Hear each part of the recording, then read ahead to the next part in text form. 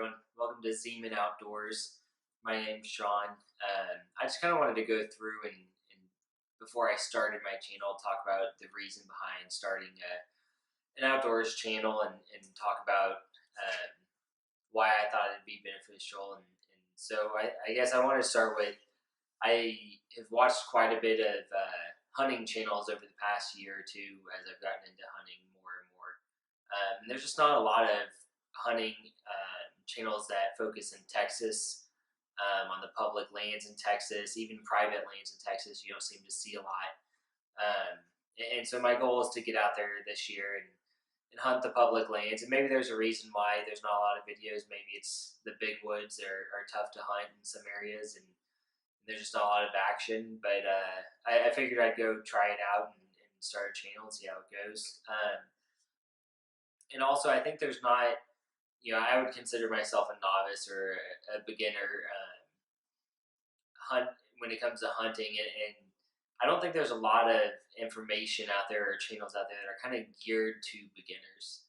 A lot of the how-tos or the things that tell you how to do tuning for a bow or things like that don't really describe it in such a way that a beginner can just jump into a video and fully understand what's going on. And so my goal is to kind of also get out there and tell some of the people the mistakes I've made, and go through my process and make sure that other people don't spend money or waste money that I did on some things.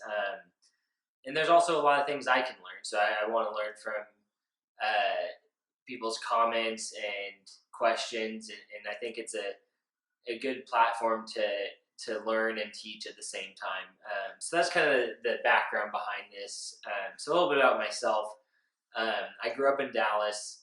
I went to Texas A&M, and I graduated and went to California for a couple years to work in the oil industry, and then moved back to Texas, and I'm now in Houston.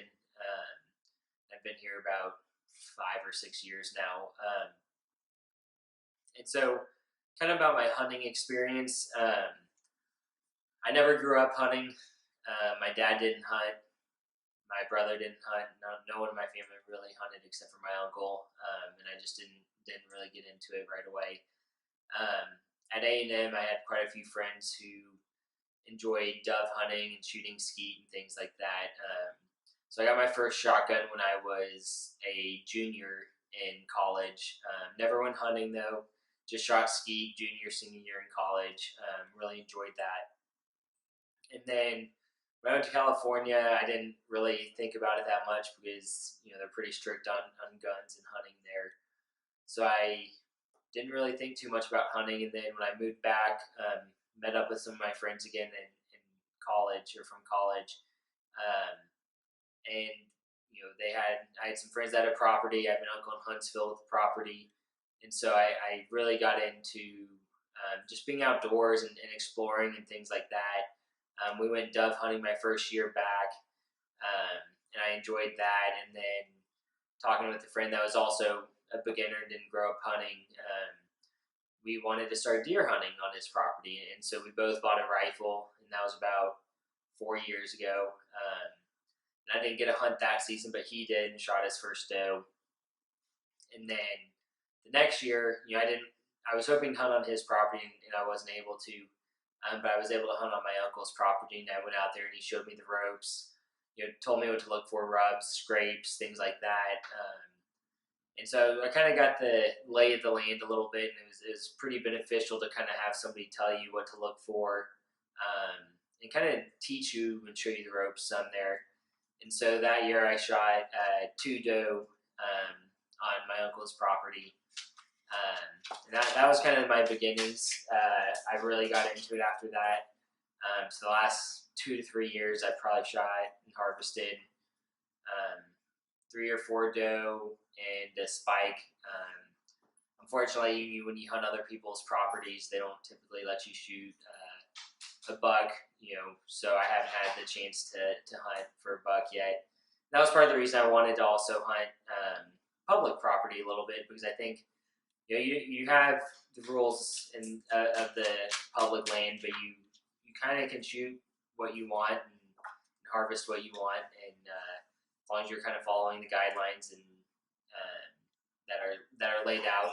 But also, my family ended up getting a property in Oklahoma, right close to the border, and so I was looking into that, and their seasons are a little different, where their bow season is actually really long, and their gun season's only about 2 to 3 weeks. And so I really kind of was like, man, maybe I should start looking into bow hunting a little bit.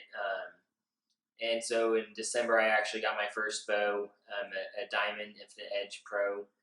Pretty basic bow, but it works for a wide range of people, and it's a good, relatively inexpensive starter bow. And so I've been shooting that since about December.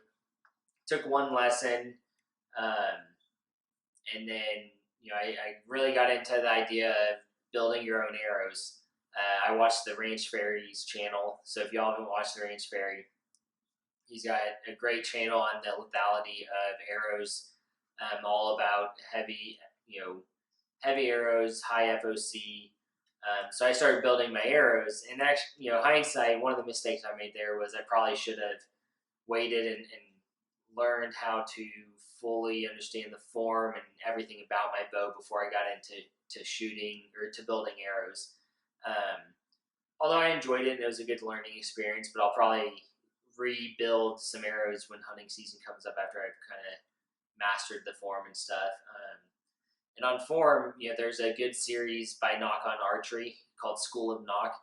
And it's a week by week look into each aspect and how they build on top of each other. And so each week kind of builds on the next week, and you shoot about 40, 50 arrows a day each week. And I think it's what was it? I think it's a 12-week program. And so I'm through week 7. And honestly, after about week 4, I noticed a huge difference just in strength and accuracy alone. And so I think that's a good series for beginners. If people are interested in that, I'll post a link below. And so that's kind of the gist of it. But I'm excited. We have this property that I'm going to kind of be the one managing up in Oklahoma.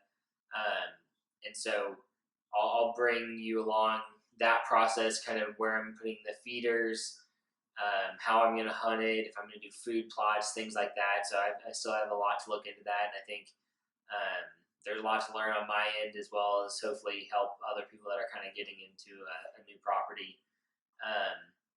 And actually, the previous owner sent an email to me with a picture, and I'll put it up here, of a massive buck on the property that he caught on his camera as he was packing his stuff up. And so I've already named him Moby Dick, as he's going to be the one that I'm going to be hunting for, and I'm guessing it's going to take a while, but I'm excited, and so I kind of just wanted to bring you all along this process. So kind of, I'm going to go through and I'll upload some new videos of how I plan to public hunt. I'm going to end up going with a saddle. I think that seemed like a good idea. So I'll walk through my setup and all the stuff I have, what I purchased, what I think is worth buying, not worth buying, things like that. I'll talk about building arrows. I'll video my hunts. I'll talk about my camera equipment, what I bought for that.